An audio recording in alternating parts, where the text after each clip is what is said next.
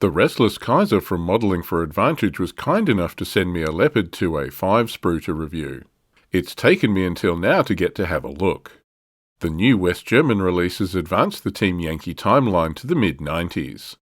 The added armour of the new designs like the M1A1 and T80U really changes the game, and this new Leopard is part of that shift. So join me as I review this interesting and exciting kit.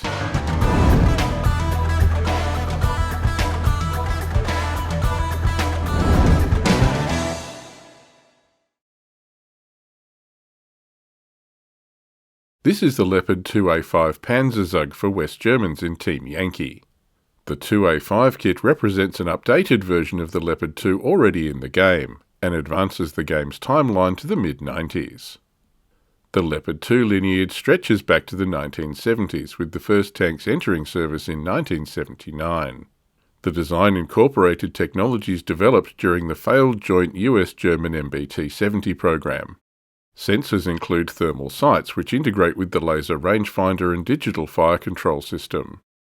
Composite armour uses layers of material including ceramics to provide superior protection against heat and sabot rounds. The nature of this armour dictates the flat armour panels which give the Leopard's turret a slab-sided appearance. Crew is 4 men, a driver in the hull and a loader, gunner and commander in the turret. Leopard 2 is powered by a 12-cylinder diesel engine. The power pack was designed to be modular, making maintenance easier and cutting the time required for full engine and transmission replacement. Armament is a fully stabilised 120mm smoothbore Rheinmetall gun, which uses combustible case ammunition. Originally the gun was an L44, but the 2A6 and beyond switched to a longer L55 gun. The longer barrel increases muzzle velocity, resulting in better armour penetration for armour-piercing rounds. Later Leopard 2s had an improved armour package. This changed the turret shape from flat-sided to an arrowhead profile. Much of this extra armour is actually hollow, using the voids to disperse the gas jets of heat rounds and tumble sabot penetrators. Despite recent losses by Turkey and Syria, Leopard 2 has been a very successful design and has been widely exported. It's pretty impressive that a design originating from the 1970s is still in widespread service today. If we look at the back of the box, we can see an image of a completed kit and an exploded assembly diagram. While there are a few parts here, assembly looks like it'll be easy and quick. The only options are the open or closed commander's hatch and the choice of long or short main guns. The Leopard 2A5 Zug box has 5 tanks and 5 unit cards. Let's look at the plastic. The Leopard 2A5 kit comes on 2 sprues of dark green plastic. As is usual for Battlefront kits, the mouldings are crisp and there's enough well-defined detail for a 15mm wargaming piece. The kit is also engineered to assemble quickly so that you can get your heavy German Panzers on the table quickly. This first sprue has the upper hull and turret, tracks, rear hull and turret side panels. Tracks are single-piece parts with tracks and running gear all moulded together. Interestingly, the tracks are identically keyed, so you could put them on the wrong way. I would suggest not doing that. The idler goes towards the front, with the drive sprocket at the rear. Leopard 2 tracks have 2 rubber pads per link. This is modelled on the visible part of the track run, but is simplified on the portion of track that will be hidden when the kit is assembled. Each track side has 7 road wheels and there's enough bolt detail in here to be visible. Here's the upper hull. This 2A5 hull is quite different to the Leopard 2. There are differences in engine fan placement and stowage on the engine deck, and what looks like some added armour protection on the glacis plate forward of the driver's position. There's lots of nice detail here. But here's the star of this particular show, the upper turret. You can clearly see the new angled front turret shape. The actual turret underneath is much the same shape as the earlier Leopard 2, just with the angled add-on armour panels installed. Again, a lot of the internal volume of these is actually hollow, so it doesn't add as much to the overall weight of the tank as you might imagine. Turret detail is good. You can see the new thermal commander's sight just behind the open commander's hatch. The gunner's sight and optics have also been relocated to the top of the turret, out of the way of the new armour package. The whole rear piece has a lot of vent and grille detail. The other parts here on this sprue are the side and rear bustle parts for the turret. These include the smoke discharges. Apparently you can fit these the wrong way round, so maybe keep an eye on the instructions when fitting these. The second sprue has the lower turret, lower hull, side skirts and armament. There's also open and closed commander's hatch options as well as an MG3 machine gun for the commander's position.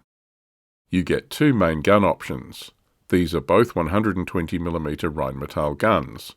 The shorter one is the L44 version from the original Leopard 2, while the longer one is the L55 version.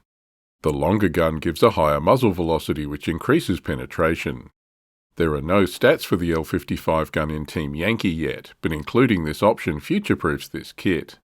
It also hints we might get stat cards for Leopard 2A6 or later variants added to the game at some point. You can also see the closed commander's hatch. The side skirt parts both have a positioning ledge on the back that helps align them.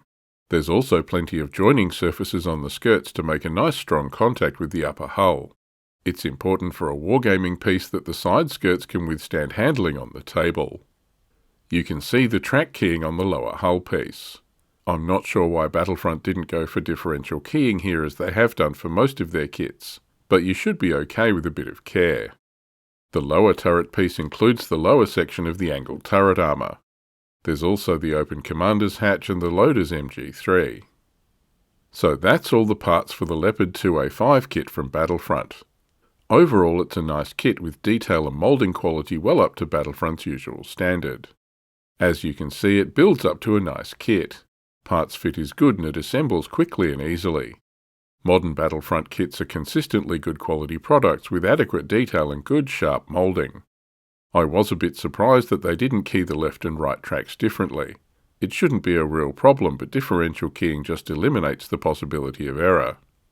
Including the two guns is nice and means we can expect to see later Leopard variants in the future.